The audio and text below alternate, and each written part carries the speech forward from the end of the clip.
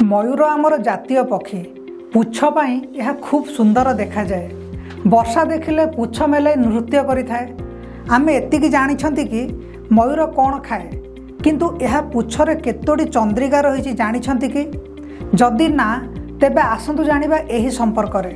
गोटिए मयूर पुछरे 150टी चंद्रिका थाए। एहार रंग हलदी, नील, बाईगणी एवं धूसर होइथाए। मयूर पुछर लंब 6 फुट होइथाए। एहा ता शरीर लंबर प्राय 60 भाग। भगवान श्रीकृष्ण और कार्तिक मुंडरे मयूर चंद्रिका शोभा पाई थाए। हिंदू धर्म अनुसार घरे मयूर पुछ रखिले नकारात्मक शक्ति दूरेई जाए। प्राचीन काल रे मयूर पुछ काठी को काली रे बुड़ाई लेखा जाउथिला। एबे मयूरर स्वर विषय जानतु। 11 प्रकार स्वर करिथाए मयूर। मयूर प्रति घंटारे 16 किलोमीटर खूब जोरे दौड़ी थाए। आयुष देखा गले यह पाखापाखि 20 वर्ष बंची थाए। जानतु मयूर कौन खाए?